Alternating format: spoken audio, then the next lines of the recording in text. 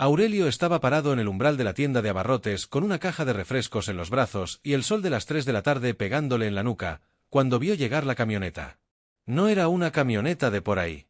Las camionetas de San Isidro Yucunama eran viejas, polvosas, con los parabrisas cuarteados y las llantas lisas de tanto rodar por los caminos de terracería que subían y bajaban la sierra de Oaxaca como si alguien los hubiera trazado sin pensar. Esa camioneta era diferente. Era oscura, casi negra, con las llantas gruesas y los vidrios polarizados que no dejaban ver quién iba adentro.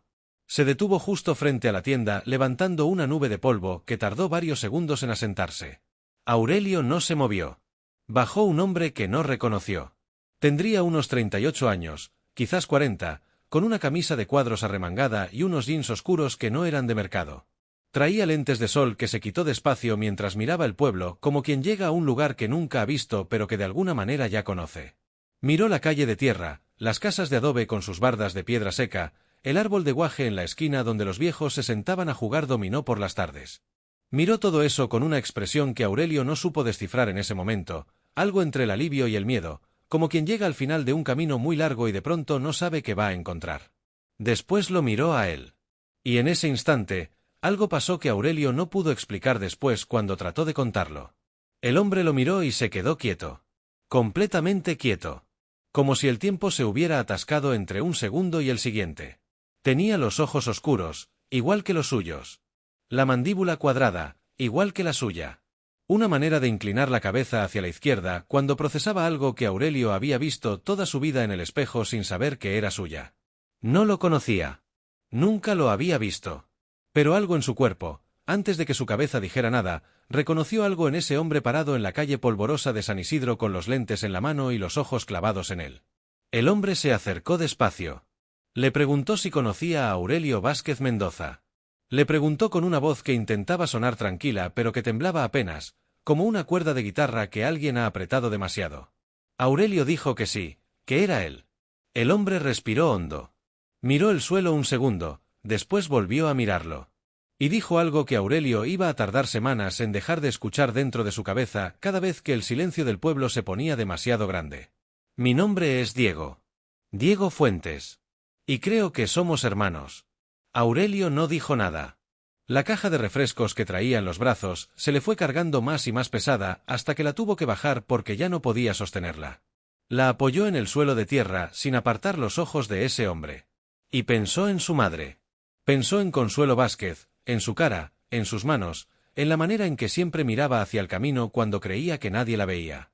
Pensó en todos los silencios que no había sabido leer.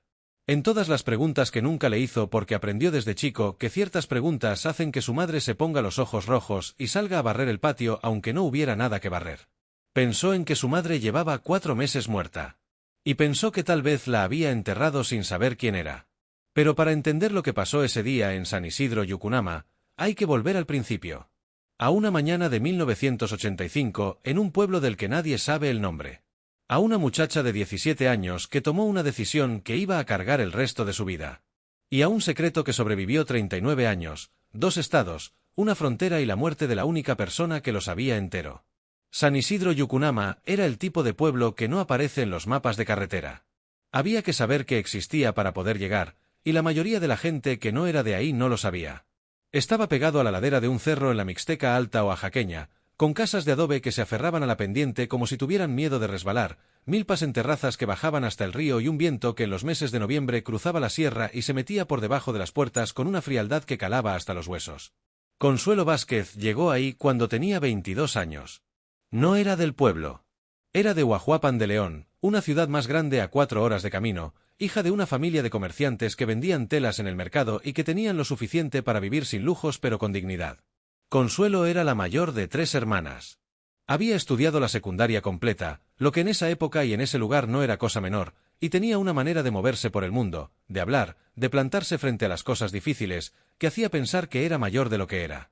Llegó a San Isidro siguiendo a un hombre. Su nombre era Rosendo Vázquez y era maestro rural. Había conocido a Consuelo en una feria en Huajuapan, cuando ella tenía 19 años y él 22.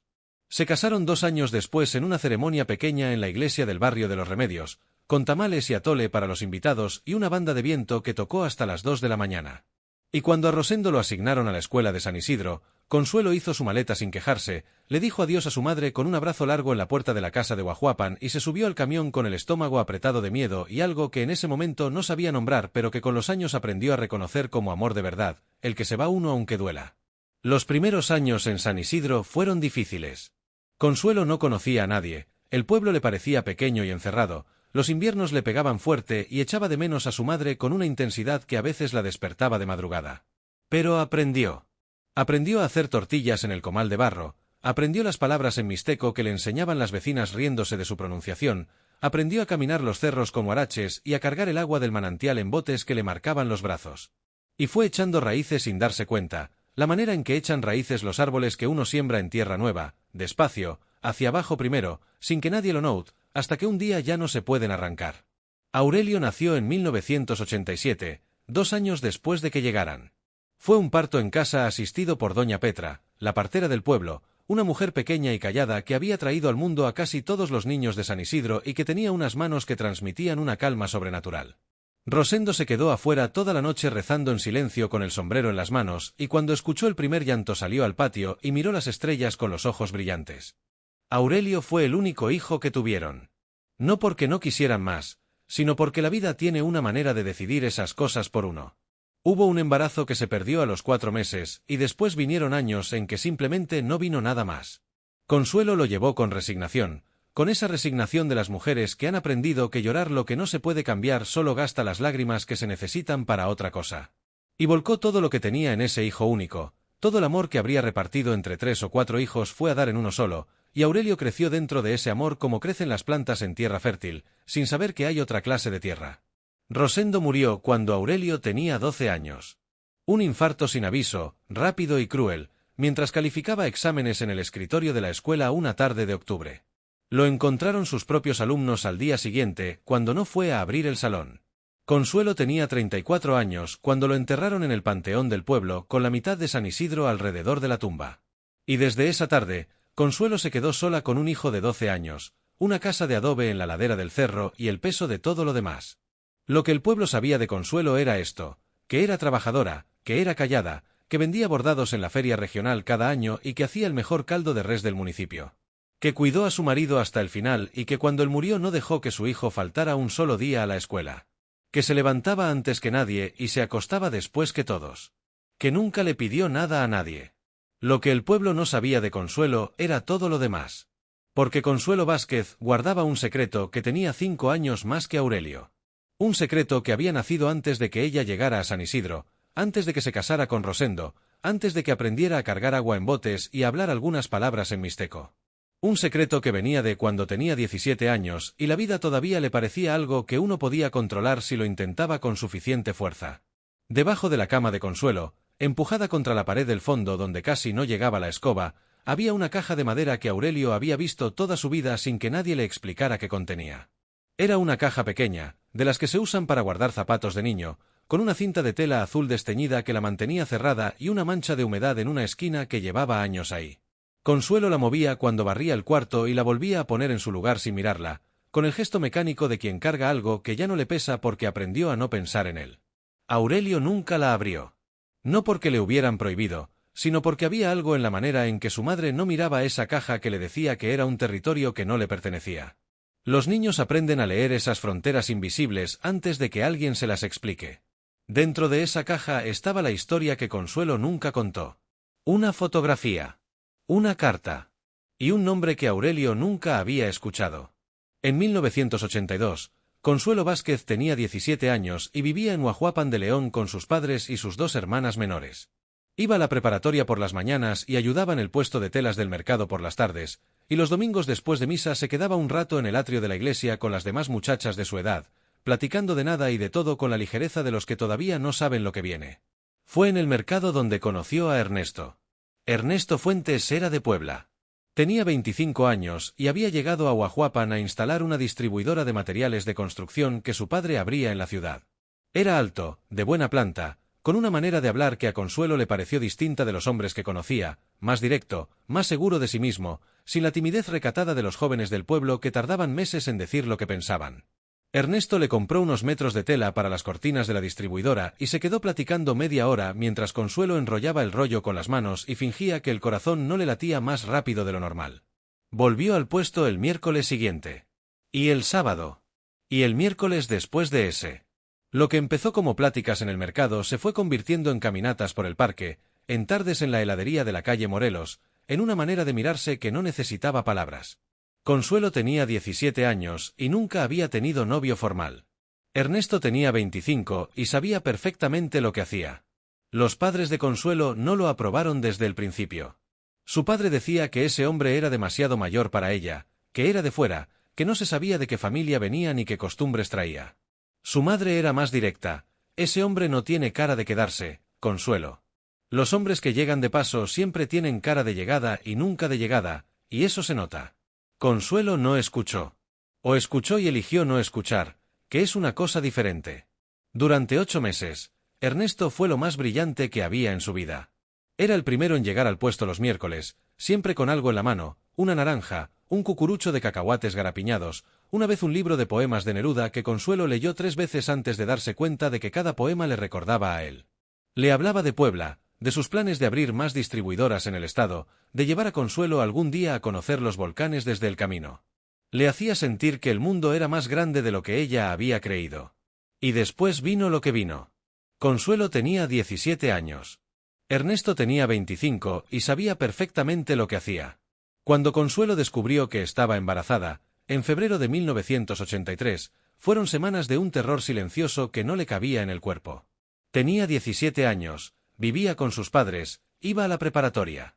El mundo de 1983, en un pueblo de la Mixteca oaxaqueña, no era amable con las muchachas que se encontraban en esa situación. No era amable con ninguna muchacha en ningún lugar, pero en los pueblos chicos la crueldad tiene más público. Lo primero que hizo fue decírselo a Ernesto. Ernesto escuchó la noticia con la cara quieta.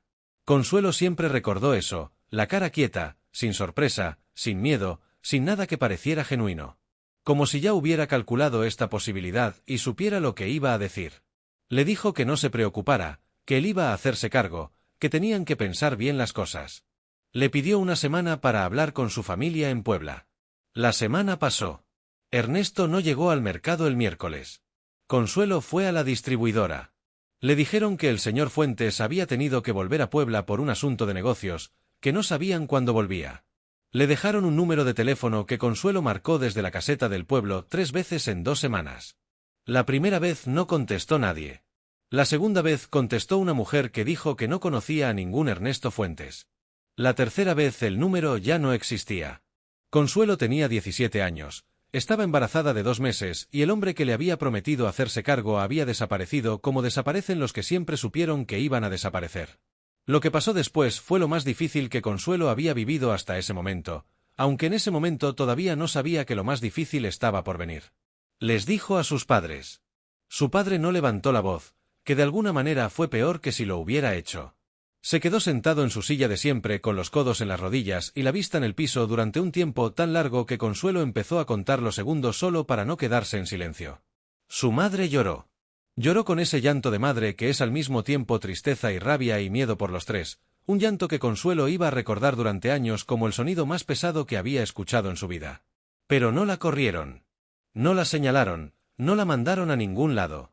Eran su familia y la quisieron aunque les doliera hacerlo. El bebé nació en septiembre de 1983. Un niño. Lo llamaron como el abuelo paterno de Consuelo, que era lo que le correspondía según la costumbre, aunque el padre nunca apareciera. Diego. Diego Fuentes Vázquez, con los 2 apellidos porque no había otro remedio, con el apellido de un hombre que no supo o no quiso hacerse cargo. Consuelo tuvo a Diego 8 meses. 8 meses de noche sin dormir, de biberones, de ese amor que entra por los ojos la primera vez que uno ve la cara de un recién nacido y que ya no se va aunque uno quiera que se vaya. 8 meses de cargar a ese niño en el rebozo mientras ayudaba en el puesto, de cantarle en las noches, de aprenderle cada gesto de la cara. Y después pasó algo que nadie esperaba. Ernesto volvió. No solo. Llegó un domingo con un hombre mayor que él, serio, de traje, que resultó ser su padre. Llegaron a la casa de los Vázquez con la formalidad de quien viene a resolver un asunto, no a pedir disculpas. Ernesto no se veía arrepentido. Se veía incómodo, lo que es diferente. El arrepentimiento viene de adentro. La incomodidad viene de la presión de alguien más. El padre de Ernesto fue directo. Había venido a reconocer al niño. Ernesto iba a casarse dentro de 2 meses con una muchacha de Puebla, de una familia conocida, un matrimonio que estaba arreglado desde hacía tiempo, antes de que Ernesto llegara a Huajuapan. El niño llevaba el apellido Fuentes y eso era un problema que él, como padre, no podía dejar sin resolver. Quería reconocerlo legalmente y que el niño viviera con ellos en Puebla. Estaban dispuestos a hacerse cargo de los gastos. La madre de Consuelo los corrió de la casa antes de que terminaran de hablar. Pero la situación no se resolvió con eso. Ernesto no desapareció esta vez. Volvió. Y volvió con abogados, y con papeles, y con el argumento de que él era el padre y tenía derechos. Y la familia de Consuelo no tenía dinero para abogados ni para pelear contra alguien que sí los tenía. Consuelo tenía 19 años. Diego tenía 8 meses. Y el mundo de 1984 no estaba construido para proteger a una muchacha sin recursos contra un hombre con dinero que quería a su hijo. Lo que pasó en las semanas que siguieron fue la cosa más dolorosa que Consuelo vivió en su vida, más que la muerte de su marido, más que los años de pobreza en San Isidro, más que cualquier cosa que vino después. Porque lo que pasó fue que Consuelo, rodeada de adultos que la querían pero que no tenían manera de protegerla, tomó una decisión que no era suya pero que tuvo que tomar ella sola. Firmó los papeles.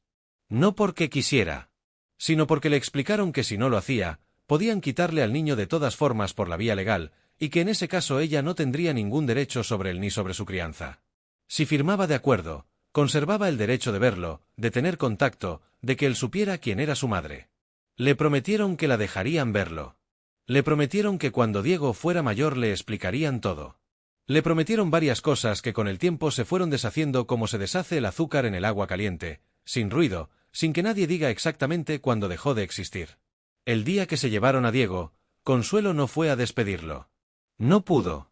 Se quedó en el cuarto que compartía con sus hermanas, acostada en la cama con la cara hacia la pared, escuchando el motor del carro que se alejaba por la calle. Su madre se quedó con ella. No dijo nada. Le puso la mano en la espalda y se la dejó ahí, quieta, firme, como un ancla. Consuelo lloró durante 3 días sin parar. Y después no volvió a llorar por Diego en presencia de nadie durante el resto de su vida. 3 años después se casó con Rosendo. Y cuando se fueron a San Isidro, se llevó lo poco que quedaba de esa historia, una fotografía de Diego a los 6 meses, recostado en una cobija de colores con los ojos muy abiertos mirando hacia arriba. Una carta que nunca mandó porque no sabía a dónde mandarla. Y un silencio que fue creciendo año con año, hasta que ya era tan grande que Consuelo ya no recordaba cómo habría sido el mundo sin él. Aurelio nació en ese silencio. Creció en él.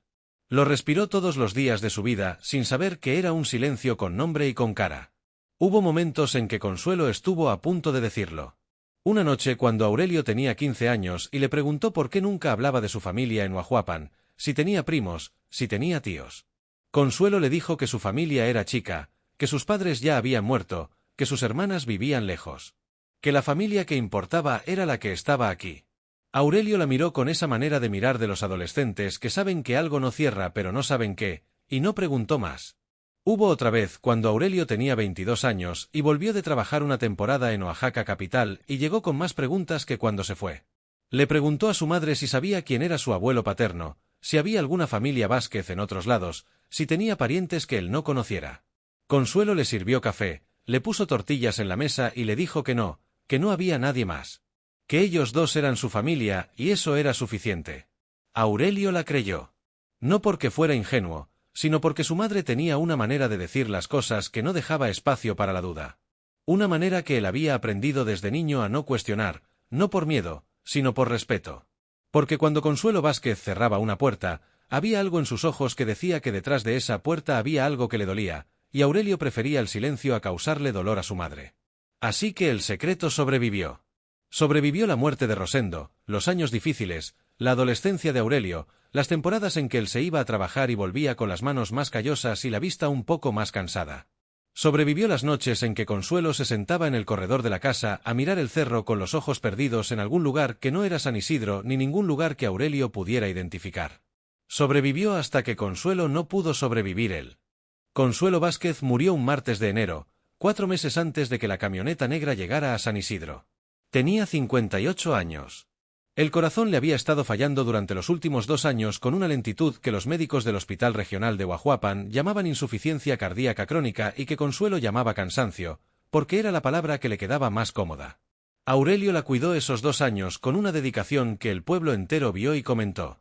Dejó de ir a trabajar fuera, se quedó en San Isidro, arregló la casa, aprendió a darle los medicamentos a las horas que el médico indicaba, aprendió a cocinar las cosas que ella podía comer y las que no. Durmió muchas noches en el sillón del corredor con la puerta del cuarto de su madre abierta para escucharla si se despertaba. Hubo una noche, 3 semanas antes de que muriera, en que Consuelo lo llamó. Era tarde, casi las 11, y Aurelio estaba dormitando en el sillón cuando la escuchó decir su nombre con una voz que no era la de siempre. Entró al cuarto. Ella estaba acostada con los ojos abiertos mirando el techo. Le pidió que se sentara a su lado. Aurelio se sentó en la orilla de la cama. Consuelo se quedó en silencio un momento. Y después empezó a hablar de una manera que Aurelio nunca le había escuchado. No con rodeos, no cambiando el tema, sino directamente. Le dijo que había cosas que no le había contado. Que había cargado un peso durante muchos años y que ya no quería morirse con él. Que tenía que decirle algo. Aurelio se inclinó hacia ella. Le tomó la mano. Y entonces Consuelo comenzó a toser. No fue una tos leve. Fue la tos que ya conocían los dos, la que venía de hondo y tardaba en irse y que dejaba a Consuelo exhausta y pálida y con la vista nublada. Aurelio le dio agua, le acomodó las almohadas, le puso la mano en la espalda hasta que la tos pasó. Cuando Consuelo volvió a recostarse, tenía los ojos cerrados y la respiración lenta. En esa casa tú, mijo, le dijo Consuelo con un hilo de voz. En la caja de abajo de la cama. Cuando ya no esté yo, ábrela. Aurelio quiso preguntar. Quiso decir que mejor se lo contara ahora, que él podía escuchar. Pero Consuelo ya tenía los ojos cerrados y la respiración se había vuelto el ritmo tranquilo del sueño. Y Aurelio no tuvo el corazón de despertarla. 3 semanas después, Consuelo no abrió los ojos. Aurelio la enterró junto a Rosendo en el panteón del pueblo. Después se quedó sentado solo en el corredor de la casa durante un tiempo que no supo medir, mirando el cerro que su madre había mirado tantas noches, tratando de entender qué se siente cuando la persona que fue el centro de tu mundo ya no está. No encontró palabras para eso. Nadie las encuentra. Esa noche, cuando el pueblo se quedó en silencio y los últimos vecinos que habían venido a acompañarlo se fueron, Aurelio entró al cuarto de su madre. Se arrodilló frente a la cama. Metió la mano debajo del colchón y encontró la caja. La sacó. La puso sobre la cama. Desató la cinta azul desteñida con las manos que le temblaban un poco, no de miedo, de algo diferente, de ese temblor que viene cuando uno sabe que está a punto de cruzar una línea que no se puede cruzar de regreso. Abrió la caja. Dentro había 3 cosas. La primera era la fotografía de un bebé recostado en una cobija de colores, con los ojos muy abiertos mirando hacia arriba. En el reverso, con la letra redonda y apretada de su madre, decía, Diego. Septiembre, 1983. La segunda era un papel doblado en 4 que resultó ser un documento, una forma de reconocimiento legal con el nombre de Ernesto Fuentes en la línea del padre y el nombre de Diego Fuentes Vázquez en la línea del hijo. Fechado en 1984. Con sellos y firmas que Aurelio no reconoció. La tercera era la carta. 3 hojas llenas por los 2 lados con la letra de su madre. Una carta que empezaba con las palabras, Aurelio, hijo, si estás leyendo esto es porque yo ya no pude decírtelo en voz alta. Perdóname. Aurelio leyó la carta esa noche. La leyó 3 veces. La primera vez sin entender del todo, con el cerebro corriendo más rápido que las palabras. La segunda vez despacio, línea por línea, con el pecho apretado y los ojos empañándose en los párrafos donde su madre describía las cosas que nunca le había contado. La tercera vez ya no lloró, ya se le habían terminado las lágrimas, y leyó con una calma extraña, la calma de quien está procesando algo tan grande que el cuerpo no sabe cómo reaccionar y decide simplemente no reaccionar. La carta le contaba todo. Le contaba a Ernesto, a los 8 meses en la distribuidora de materiales, a las caminatas en el parque, al libro de Neruda. Le contaba el embarazo, el terror de los 17 años, la desaparición de Ernesto y su regreso con el padre y los abogados. Le contaba los 8 meses con Diego, las noches de biberón, el olor de su cabeza recién bañada, la manera en que agarraba el dedo de Consuelo con toda la mano como si no lo quisiera soltar. Le contaba el día que firmó los papeles y el día que se lo llevaron. Le contaba que nunca dejó de pensar en él. Le contaba que intentó buscarlo 2 veces. La primera cuando Aurelio tenía 10 años y Consuelo se armó de valor y escribió a la dirección que tenía de la familia Fuentes en Puebla. La carta volvió sin abrir con un sello que decía destinatario desconocido. La segunda cuando Aurelio tenía 16 y Consuelo le preguntó a una prima que vivía en Puebla si conocía alguna familia Fuentes. La prima preguntó y dijo que había varios Fuentes en la ciudad, que cuál era el del que buscaba, y Consuelo no supo responder nada más que un nombre y un apellido y el nombre de una distribuidora que probablemente ya no existía. Le contaba que le había tenido miedo a muchas cosas durante años. Miedo de que Aurelio se sintiera menos, de que creyera que el hijo que se fue era más importante que el que se quedó. Miedo de que la odiara. Miedo de que buscara a ese hermano y el hermano no quisiera saber nada, y que eso le doliera. Miedo de que lo encontrara y todo fuera bien y Aurelio de pronto tuviera una familia nueva que ella no conocía y que se sintiera más suya que San Isidro. Le contaba que esos miedos eran suyos y no tenían nada que ver con lo que Aurelio merecía saber. Que lo había entendido demasiado tarde. Que lo sentía. Y al final, con una letra que ya no era tan redonda como al principio, más temblorosa, más pequeña, como si las palabras mismas se estuvieran encorvando bajo el peso de lo que significaban, Consuelo había escrito. Su nombre es Diego Fuentes Vázquez. Nació el 14 de septiembre de 1983 en el Hospital Civil de Huajuapan de León. Tiene tus mismos ojos, mijo. Siempre los tuvo. Si algún día lo encuentras, dile que su madre lo quiso. Dile que no hubo un solo día en que no pensara en él. Dile eso, aunque no quiera escuchar nada más. Aurelio dobló la carta. La metió de vuelta en la caja. Y se quedó sentado en la orilla de la cama de su madre muerta, en el silencio de la casa de adobe, con el viento de la sierra metiéndose por la ventana que no cerraba bien, pensando en que tenía un hermano en algún lugar del mundo y no tenía manera de encontrarlo. Pensó en eso durante 4 meses. 4 meses en que siguió su vida como siempre, vendiendo la tienda, arreglando la casa, cargando el maíz de la milpa, acompañando a los vecinos cuando necesitaban una mano. 4 meses en que pensó en Diego Fuentes Vázquez cada mañana al levantarse y cada noche antes de dormir, con una insistencia que no se podía silenciar. Se preguntaba cómo sería. Si se parecería a él. Si sabría que existía. Si alguien le había contado alguna vez que tenía un hermano en un pueblo de la Mixteca o Oaxaqueña que nunca había salido de la sierra. No buscó. No sabía cómo buscar. No tenía internet en la casa, no sabía usar esas cosas de las redes sociales que los jóvenes del pueblo usaban en sus celulares. Solo tenía un nombre, una fecha de nacimiento y el nombre de una distribuidora de materiales que probablemente ya no existía. Pero Diego sí sabía buscar. Diego Fuentes Vázquez creció en Puebla en la casa de su padre y de la mujer con la que Ernesto se casó 2 meses después de llevárselo de Huajuapan. Esa mujer se llamaba Graciela y no era mala persona, pero tampoco era su madre. Diego lo supo desde que tuvo edad para saberlo, no porque alguien se lo dijera, sino porque hay cosas que los niños entienden antes de que les enseñen a ponerles nombre. Ernesto Fuentes era un hombre funcional. Trabajaba, proveía, no era violento, no tomaba. Pero había una frialdad en el que Diego aprendió a reconocer desde pequeño, una manera de estar presente físicamente y ausente en todo lo demás, como una silla que ocupa un lugar en la mesa pero no come ni habla. Ernesto cumplía con lo que creía que era su obligación y eso era todo. Diego le preguntó por su madre biológica cuando tenía 8 años. Ernesto le dijo que su madre era Graciela, que era quien lo había criado y quien lo quería. Diego le dijo que no, que esa no era la pregunta. Que él quería saber de la señora de Oaxaca, porque un primo mayor le había dicho algo una vez en una reunión familiar que Diego no había podido olvidar. Ernesto se quedó callado durante varios segundos que a Diego le parecieron interminables. Y después le dijo que esa mujer se llamaba Consuelo, que vivía en un pueblo de Oaxaca, que había sido un error del pasado y que no había nada más que saber. Y cambió el tema con la eficiencia de alguien que lleva años practicando cerrar puertas. Diego tenía 8 años. Guardó la información en algún lugar de la cabeza donde guarda las cosas la gente que aprende desde chica que ciertas preguntas no tienen respuesta, por lo menos no en esa casa. Y siguió su vida. Creció, estudió ingeniería en la Universidad Iberoamericana, trabajó en una empresa constructora en la Ciudad de México durante varios años, después puso su propia empresa de supervisión de obras. Se casó a los 32 con una mujer llamada Fernanda que lo quería de verdad y que le preguntó una noche, después de 2 copas de vino y un silencio largo, que había detrás de esa manera suya de quedarse callado de repente cuando alguien hablaba de la familia. Diego le contó lo poco que sabía. Fernanda lo escuchó con la misma atención con que escuchaba todo y después le dijo algo simple: ¿por qué no la buscas? Diego le dijo que no sabía cómo. Fernanda dijo que ella sabía dónde empezar. Lo que encontraron no fue fácil de encontrar.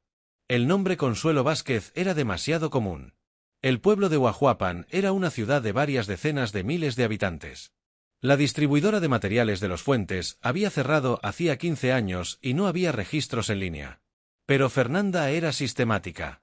Tardó 6 meses en encontrar el hilo que jalaron, en un registro de nacimientos del estado de Oaxaca, un Aurelio Vázquez con apellido materno que coincidía, nacido en 1987 en un municipio llamado San Isidro Yucunama.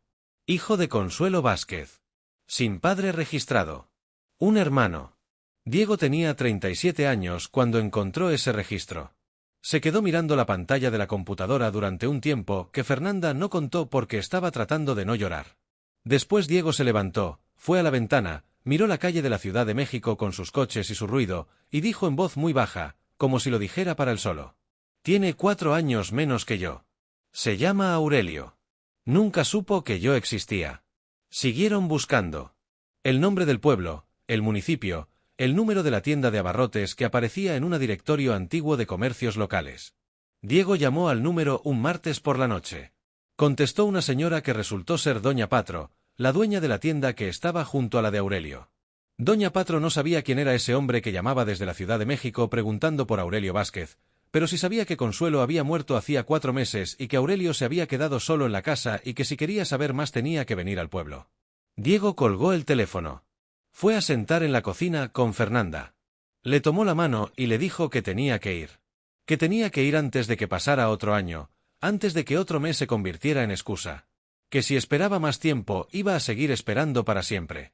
Fernanda le dijo que sí. Que fuera. Que si quería ella iba con él. Diego dijo que tenía que ir solo. Así que llegó un jueves al mediodía a San Isidro Yucunama en una camioneta rentada que levantó polvo en las calles y que los perros del pueblo corrieron a ladrar. Llegó con el corazón en la garganta y un nombre en la boca que no sabía cómo pronunciar en voz alta sin que le temblara algo por dentro. Y se encontró a Aurelio en el umbral de la tienda con una caja de refrescos en los brazos y los mismos ojos oscuros que Diego veía en el espejo desde siempre. Los primeros minutos fueron los más extraños que Aurelio recordaría de su vida. Estaban los dos parados en la calle con el sol encima y el polvo todavía flotando en el aire y ninguno de los dos sabía qué hacer con el cuerpo mientras el otro hablaba. Diego dijo su nombre. Dijo de dónde venía. Dijo que tenía documentos. Que sabía que era difícil de creer. Que entendía si Aurelio necesitaba tiempo. Que no venía a reclamar nada, que solo quería conocerlo. Aurelio lo escuchó todo sin decir una palabra. Miraba la cara de ese hombre y en cada segundo que pasaba encontraba algo nuevo que reconocía. La manera de estar parado. La manera de mover las manos cuando hablaba. Un gesto en la boca cuando buscaba las palabras. Cosas pequeñas, cosas que uno no notaría si no estuviera buscándolas. Pero Aurelio las estaba buscando. Cuando Diego terminó de hablar, Aurelio le preguntó cómo se llamaba su madre biológica. Diego dijo que Consuelo Vázquez. Que vivía en Huajuapan. Que había sido de donde tenía la información. Aurelio tardó un momento. Después dijo, Consuelo Vázquez era mi madre. Murió hace 4 meses. Diego no dijo nada. Abrió la boca y no salió nada. Y Aurelio vio en la cara de ese hombre algo que no esperaba ver, algo que no era tristeza exactamente, era algo diferente, era el dolor específico de perder algo que nunca se tuvo. El dolor de llegar tarde. De que la puerta que uno esperó años para abrir ya esté cerrada para siempre desde adentro.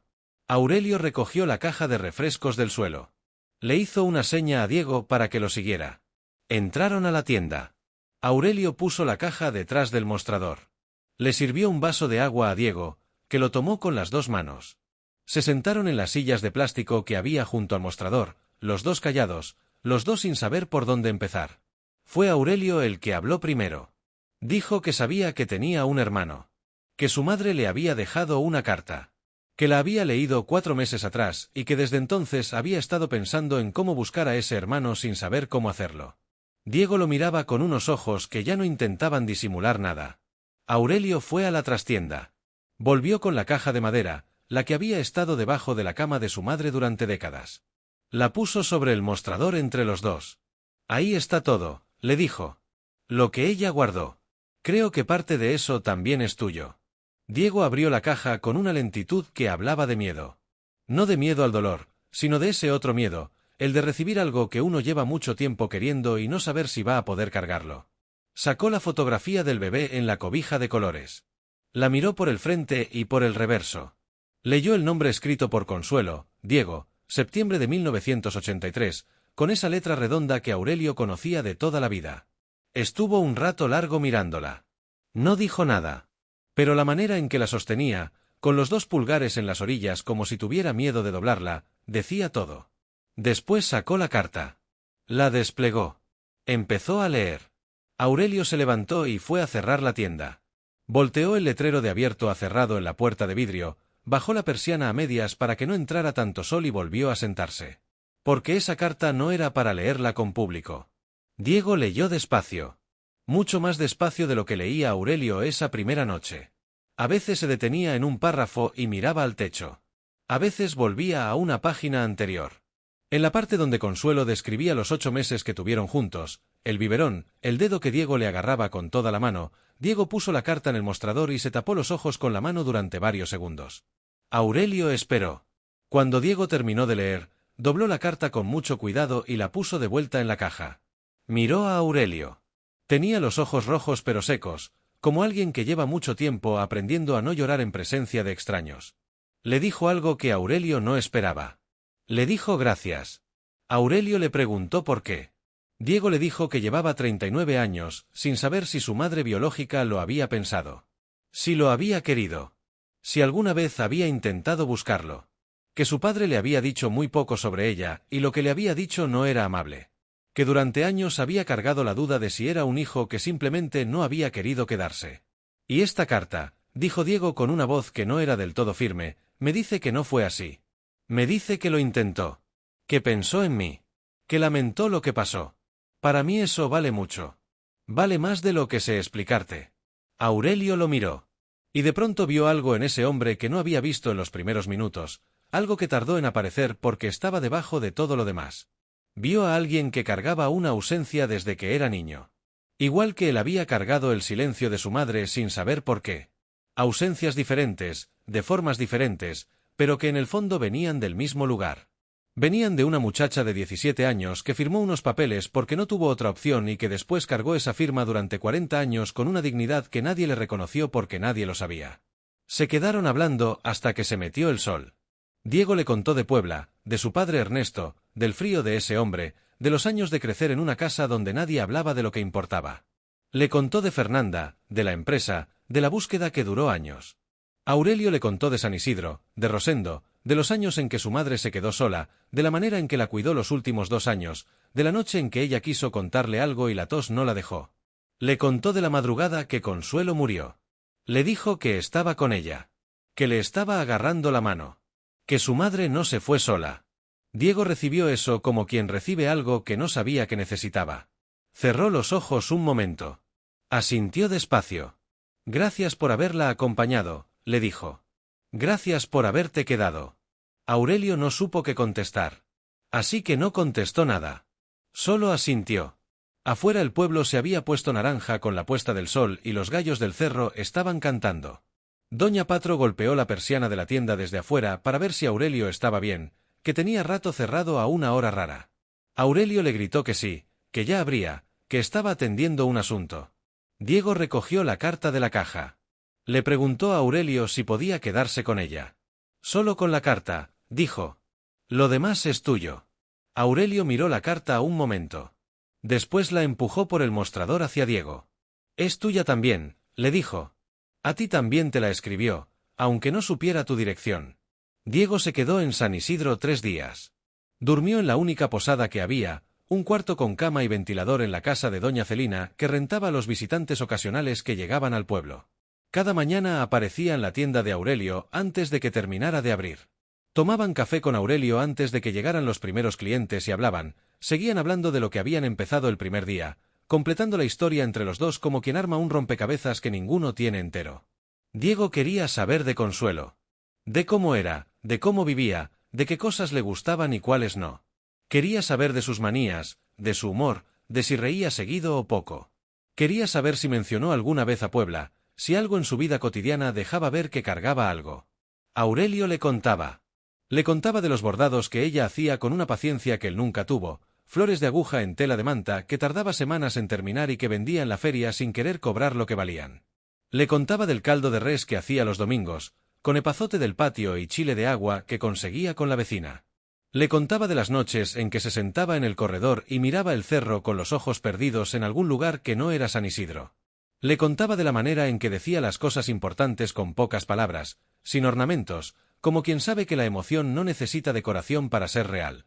Diego escuchaba todo eso con los codos en la mesa y la vista fija en Aurelio, como si cada palabra fuera una fotografía que estaba guardando. El segundo día, Aurelio lo llevó al panteón. Caminaron juntos por la vereda de tierra que subía entre el maizal hasta el panteón del pueblo, con sus cruces de madera pintadas de colores y sus tumbas adornadas con flores de plástico que el viento movía. Aurelio lo llevó a la tumba de su madre. Una losa de cemento gris con el nombre escrito a mano mientras el cemento estaba fresco. Consuelo Vázquez, 1962 a 2024. Diego se quedó parado frente a la tumba en silencio durante un buen rato. No dijo nada. No hizo ningún gesto dramático. Solo se quedó ahí quieto, con las manos en los bolsillos y los ojos fijos en el nombre. Aurelio se quedó un paso atrás para darle espacio. Después Diego se arrodilló. Quitó unas hierbas secas que habían crecido en la orilla de la losa. Lo hizo despacio, con cuidado, con esa atención que uno pone cuando quiere que algo quede bien hecho. Dejó la tumba limpia. Se paró de nuevo. No le dijo nada a la tumba en voz alta. Pero Aurelio, que lo miraba de lado, vio que sus labios se movían por un momento, brevemente, como quien dice algo que solo necesita decirle a una persona y ya no importa si nadie más lo escucha.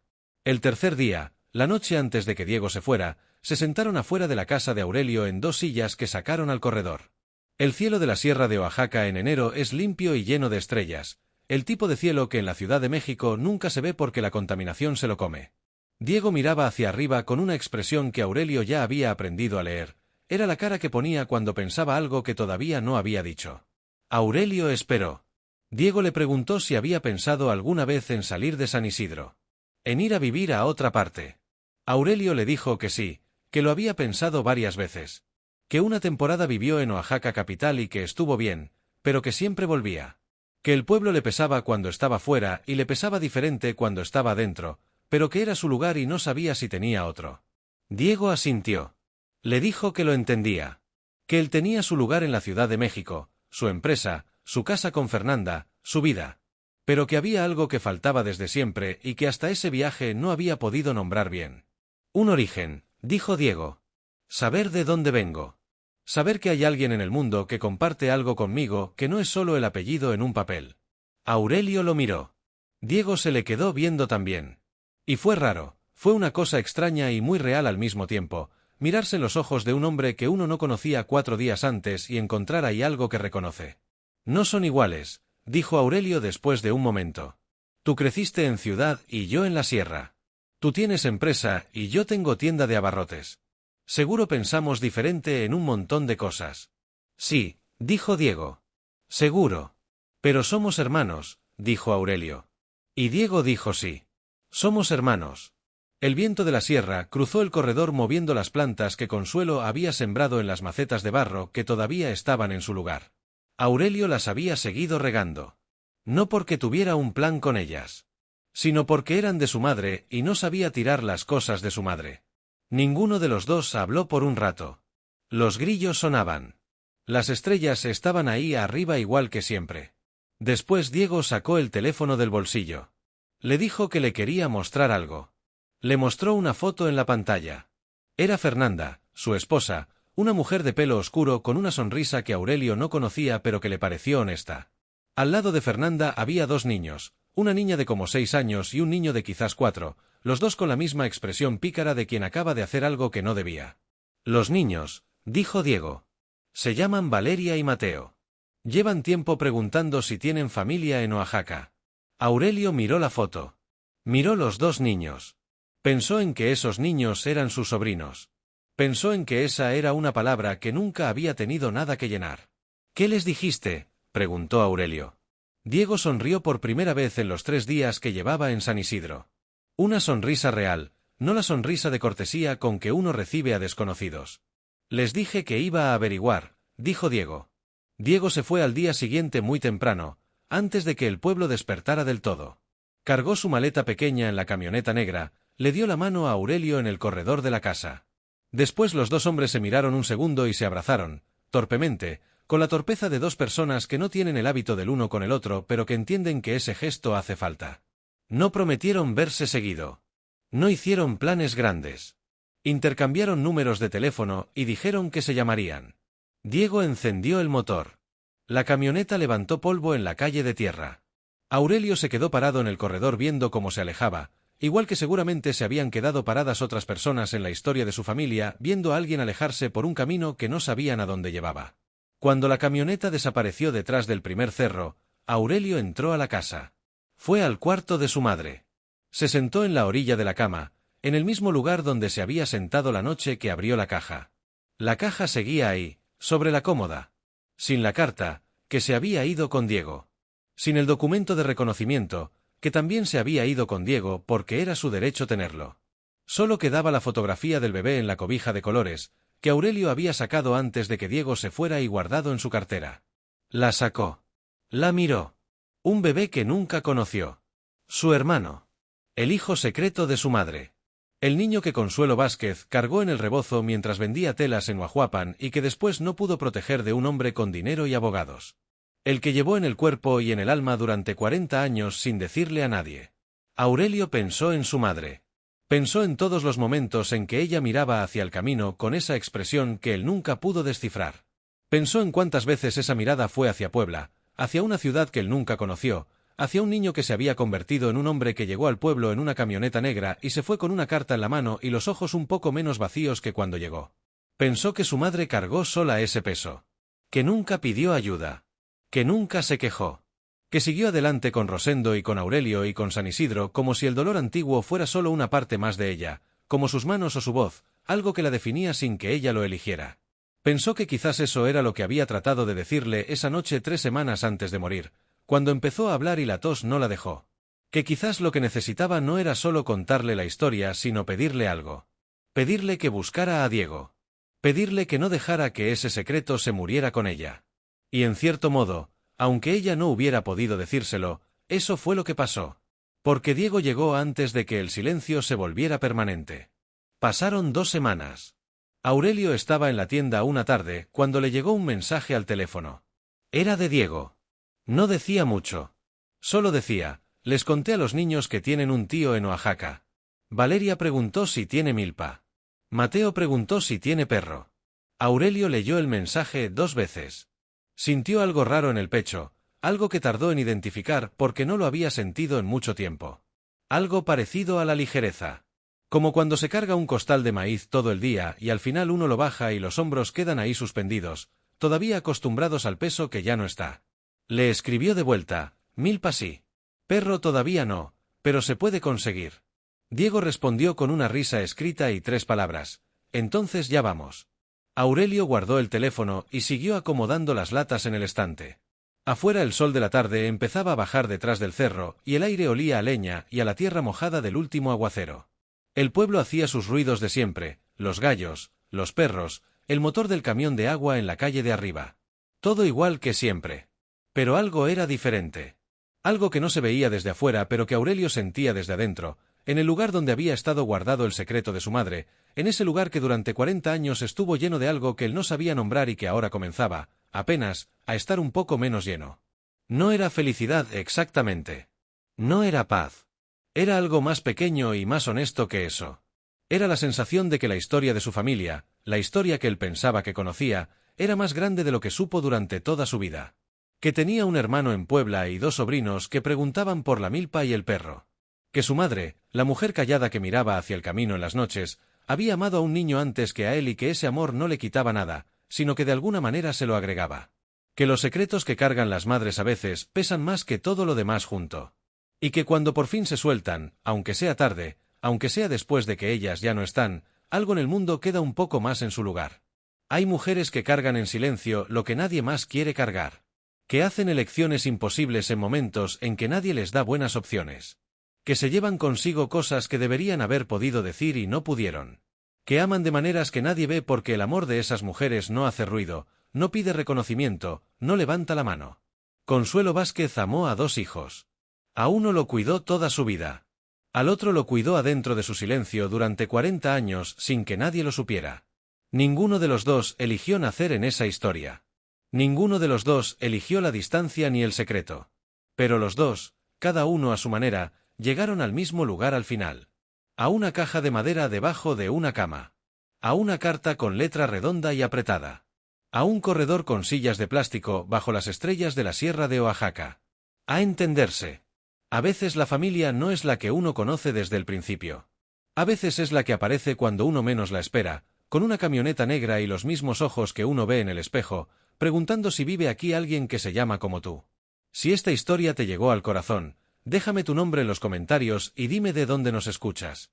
Muchas veces los secretos más pesados son los que cargamos solos, y a veces lo único que hace falta para soltarlos es que alguien llegue y pregunte. Dale like si crees que estas historias merecen ser contadas. Y suscríbete, porque cada semana hay una historia nueva esperándote aquí. Gracias por quedarte hasta el final.